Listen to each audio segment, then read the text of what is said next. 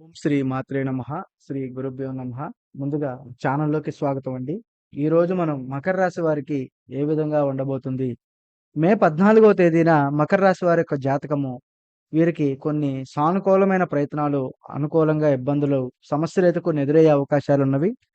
అందువలన వీరు ఏ విధంగా ఉండాలి? వీరి యొక్క జాతకంలో ఏ ఒక్క మార్పులు జరగబోతున్నాయి?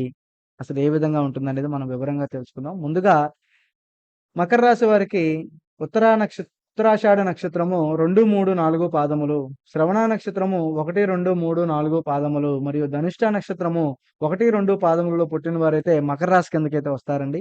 మకర రాశి రాశి చక్రంలో 10వ రాశి కింద మనకి పరిగణించబడుతుంది. ఈ రాశి వారైతే మాత్రము ఇప్పటిదాకా ఎన్నో కష్టాలు, ఎన్నో ఇబ్బందులు, ఎన్నో సమస్యలైతే పడ్డారని మనం అనుకోవాలి. ఇందులో ముందుగా ఈ రాశి వారికి మొదటి పాదంలో ఉన్నవారికి గురువైతే బృహస్పతి వీరి ప్రభావం చాలా తక్కువగానే ఉంటుంది ఈ రాశి మీద. అలాగే రెండవ రాశికి అధిపతి మనకొచ్చేపాటికి దేవగురువైనటువంటివి వీరికి శని ప్రభావం అనేది చాలా ఎక్కువగా ఉంటుంది. అందువలన ఈ యొక్క జాతకులేంటంటే ఎప్పుడూ కూడా భోగభాగ్యాలనేది ఎప్పుడు కూడా లోటుండదు. వీరికి కోపం కూడా తక్కువే, మొండితనం కూడా ఎక్కువగా ఉంటుంది. ధైర్యం తక్కువ, మితభాషి, పరోపకారిగా అయి ఉంటాడు. ఎవరితోనూ చనువుగా ఉండలేడు, ఏకాంతం ఎక్కువగా ఇష్టపడతాడు. పరుల సొమ్మయితే అస్సలు ఆశపడడండి. కొత్త విషయాలు తెలుసుకోవడం, రహస్య పరిశోధనలంటే చాలా ఇష్టం. ఎవరు ఎన్ని చెప్పినా ఓపికగా ఉంటాడు. తనలో తనకు తోచింది మాత్రమే చేస్తాడు. డబ్బు పట్ల లక్ష్యం అయితే అస్సలుండదు. స్వభావరీత్యా ఇతనికి ఎవరు అంచనా వేయలేరు. తనకి తెలుసుకునే పనులు కానీ, తెలుసుకుపోయే వాటిలు కానీ, ఏదైనా కానీ చాలా జాగ్రత్తగా ఉంటాడు. ఏమీ తెలియనట్టుగా ఉంటాడు. ఇతనిలో దైవభక్తి, పరోపకారము, దాన గుణం కూడా ఎక్కువగానే ఉంటుంది. పట్టుదల వల్ల వీరు చాలా కఠినంగా ప్రవర్తిస్తుంటారు. వీరికైతే కొన్ని అనుకూలమైన ప్రయత్నాలు ఈ రాశికులకి ఉత్తరాషాఢంలో వారికి జాతకులకి ధనవంతులు కూడా అయి ఉంటారు. అయితే శ్రవణ నక్షత్రంలో అయితే మాత్రం జాతకుడు అప్పుడప్పుడు మనోచ్చార్యాలుగా ఉంటాడు, మూర్ఖంగా కూడా ఉంటాడు. అన్య ప్రదేశాల్లో ఆలోచిస్తుంటాడు, నిర్ణయాలు సరిగ్గా ఉండవు. ఎందుకు ఎప్పుడో కోపం వస్తూ ఉంటుందో అతనికే తెలీదు. చిన్న చిన్న విషయాలకే దిగులవుతూ ఉంటాడు. ఏది కూడా స్థిరత్వం అయితే ఉండదు. ఇతనికి స్వతంత్ర జీవితాన్ని ఆశిస్తాడు. తన మీద ఒకరి పెత్తనాన్ని అస్సలు సహించడు. మాటలాడే తత్వం, అనవసరంగా ఎవరిని నిందించడు. కొంతకాలం ఉద్యోగంలో స్థిరపడిన తర్వాత వదిలేసి మళ్ళా స్వతంత్రంగా బిజినెస్ సాధించాలని అనుకుంటాడు. సొంత వ్యాపారం లేదా ఏదో వృత్తిలో రాణించి బాగా సంపాదించి గౌరవ ప్రతిష్టలైతే పొందుతాడు. కొందరు ఉపాధి కల్పించినా కూడా వ్యవసాయంలో కూడా రాణించే అవకాశాలు అయితే ఎక్కువగా ఉన్నవి. వీరికైతే రాహు దశ బాగా యోగకారకంగా ఉంది. అందుకే గురు దశలు కూడా వీరికైతే చాలా అనుకూలంగా అయితే ఊగిస్తాయి. అయితే వీరికి ధనిష్ట నక్షత్రంలో పుట్టినవారైతే మాత్రం వీరు చాలా విద్యావంతులు, చురుకైన వారు, మంచి తెలివితేటలు, వివేకం కలవారు. బుద్ధిమంతులుగా ఉంటారు. జాతకునికి రోషం ఎక్కువ, పట్టినది పట్టుదల వదలడు, పంతం నెగ్గించుకుంటాడు ఎప్పుడు కూడా. కష్టపడి పనిచేసే తత్వము, ఎవరి మాట వినడు, ఒకరికి తల వంచడు. అనవసరమైన విషయాలు అసలు పట్టించుకోడు, నలుగురిలో ప్రత్యేకంగా కనిపించాలని కోరిక. చదువుతో పాటుగా సాహిత్యములందు ఆసక్తి కలిగి ఎక్కువగా ఉంటుంది. వీరికి ఎరుపు దుస్తులంటే చాలా ఇష్టప్రకారంగా ఉంటాడు. అయితే ముక్కుసూటిగా పోయే వ్యక్తి. అందువలన వీరికి విరోధులు కూడా చాలా ఎక్కువే అని మనం అనుకోవాలి. అలాగే కుంభరాశి వారికి 3, 4 పాదాలకి చెందిన వారేందంటే, ఈ రాశికి శనాధిపతి అవ్వటం వలన వీరికి చదువులో వెనకబడి ఉంటారు. ఒకటికి మించి ఒకటి విద్యలు తెలిసిన ప్రజ్ఞానవంతులుగా నిలబడతారు. ఎవరిని నొప్పించిన స్వభావము, ధన విషయంలో పట్టు విడుపులుంటాయి.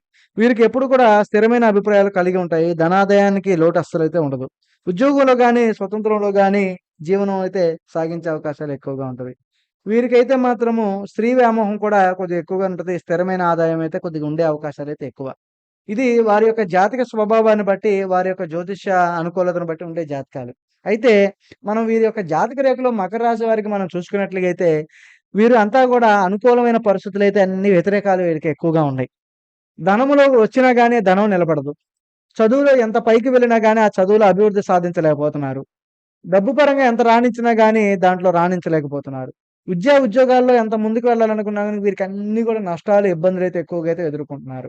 అందువలన వీరికి ఆరోగ్యపరంగా కూడా కొద్దిగా అనుకూలతలు తక్కువే. చాలా అంటే చాలా ఇబ్బందులు పడుతుంటారు. ఈ మధ్య 2, 3 రోజుల కాడ్నుంచి కూడా చాలా అంటే చాలా ఇబ్బందులు పడినోళ్ళున్నారు. వీరికి ఇలా ఇబ్బందులు పడిన వారికైతే మాత్రం ఆరోగ్యరీత్యా రానున్న కాలంలో ఆరోగ్యాల పరంగా కొద్దిగా అనుకూలంగా ఉండే అవకాశాలు ఎక్కువగా ఉన్నవి మే 14 నుంచి. అలాగే ఉద్యోగం చేసే వారి విషయంలో కూడా వీరికైతే కొంచెం అనుకూలంగానే ఉందనే మనం అనుకోవాలి. ఇప్పటిదాకా జరగదు, రాదు అనుకున్నది కూడా వీరికైతే కొద్దిగా వచ్చే అవకాశాలైతే కొంచెం కనిపిస్తున్నాయి. ఈ యొక్క రాశి వారికి మనం చూసుకున్నట్లుగా అయితే జాతకులకేందంటే ఒక 2 నిబంధనలు విషయాలనేది వీరు జాగ్రత్తగా పరిశీలించగలుగుంటే వీరికైతే మంచి అభివృద్ధులు సాధించే అవకాశాలైతే ఎక్కువగా ఉన్నాయి. అందులో వీరి పరంగా చూసుకున్నట్లుగైతే ముందు దైవ ఆరాధన, దైవ కటాక్షం అనేది వీరిపై గట్టిగా ఉండాలి. వీరేంటంటే దేవుడిని నమ్ముతారు. కానీ మనసులో అనుకుంటారు, మనసులో అభిమానిస్తారు, వెళ్ళిపోతుంటారు. దైవ కటాక్షం వీరికి నిండుగా రావాలన్నా, వీరి యొక్క లైఫ్‌లో ఒక మంచి అదృష్టపరంగా, బ్రహ్మాండంగా ఉండాలన్నా కానీ, వీరైతే ఖచ్చితంగా శివారాధన, అమ్మవారు దుర్గాదేవికి ప్రత్యేకమైన పూజ అలాంటివి చేసుకుంటే వీరికైతే చాలా మంచిది. వీరి జాతకులకైతే మాత్రము మనం చూసుకున్నట్లుగైతే, వీరికి అమ్మవారి రంగంలో గాని, అలాగే వీరికి దుర్గా పూజ ఆరాధన అనేది చాలా విషయంగా ఉంటుంది.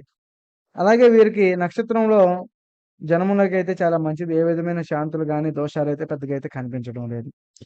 ఈ యొక్క జాతక వారికి మాత్రమే ఇప్పుడు కొద్దిగా ఆరోగ్యాల పరంగా ఇప్పుడు 30 సంవత్సరాల నుంచి 45 సంవత్సరాలోళ్ళకి ఒక విధంగా, 50-60 సంవత్సరాలోళ్ళకి కొద్దిగా ఆరోగ్యంలో విషమంగా, 60-70 వారికి కొద్దిగా ఆరోగ్య ప్రాణగండాలుగా కొద్దిగా వచ్చే అవకాశాలైతే కనిపిస్తున్నాయి. అందువలన వీరు దుర్గాదేవి పూజ చేసుకోవడం వలన ఆ యొక్క దోషాల నుంచి బయటపడతారు.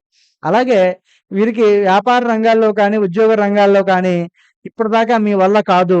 మీ వల్ల ఏది చేయలేరు. మీరేది సాధించలేరు. మీరేది కూడా నిలబెట్టుకోలేరు.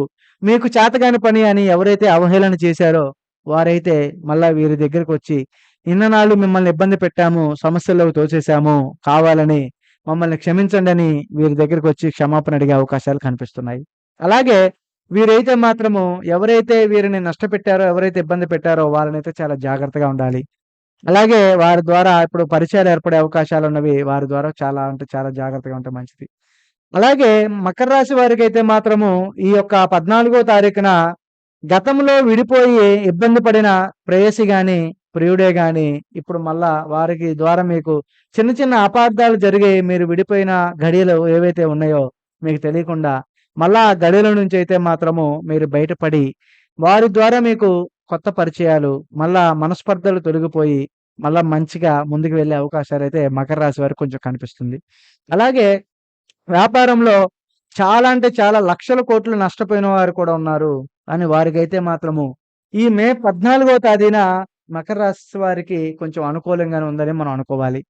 ఎవరైతే పెద్ద వ్యక్తులు, పెద్దవాళ్ళు ఉన్నారో, ఎవరైతే వీరిని నమ్మరో వాళ్ళైతే ఇప్పుడు నమ్మి వీరికి ఒక కొన్ని విలువైన పనులు అప్పగించి, వీరి యొక్క ఉద్యోగ వ్యాపారాల్లో అయితే మాత్రం వీరికి ఒక స్థిరత్వం అయితే ఇచ్చే అవకాశాలైతే కనిపిస్తున్నాయి. వీరు ఆరోగ్యపరంగా చాలా అంటే చాలా నష్టాలు ఎదుర్కొంటున్నారు. అందువలన వీరికి కడుపులో కడుపుకు సంబంధించిన, పేగుకు సంబంధించిన వ్యాధులు గాని, అలాగే కిడ్నీలకి సంబంధించిన వ్యాధులు గాని, వీరికి జ్వరము, చలి జ్వరము లాంటివి గాని కొంచెం వచ్చే అవకాశాలైతే కొద్దిగా కనిపిస్తున్నాయి. ఈ యొక్క పేరు బలం కలిగిన వారికి. అందువలన వీరు ఆరోగ్యపరంగా చాలా జాగ్రత్తగా ఉండాలి. ఏదైనా ఒక సమస్య ఉన్నట్లయితే ఖచ్చితంగా దగ్గరలో ఉన్న హాస్పిటల్‌కి వెళ్లి చూపించుకోవడం మంచిది. అలాగే వీరు కూడా శివారాధన చేయడం వలన వీరికైతే చాలా అదృష్టంగా ఉండబోతుంది. శివారాధన చేస్తే వీరికైతే మాత్రము చాలా మంచి జరుగుతుంది. అలాగే సుబ్రహ్మణ్యేశ్వరుడిని పూజించడము, అర్చనలు జరిపించడం కూడా వీరికి శుభదాయకము. అలాగే వీరు ఎన్నో మాసాల నుంచి, ఎన్నో ఇబ్బందుల నుంచి సమస్యలు పడి గృహంలో కలిసి రాని వారైతే మాత్రము ఒక 6 నెలల వరకి మీ పుట్టింటికి గాని, అత్తగారింటికి గాని వెళ్లి రావడం అయితే చాలా మంచిది. అలా వెళ్లి రావడం వలన మీకైతే కొన్ని సమస్యల నుంచి అయితే కొద్దిగా బయటపడతారు.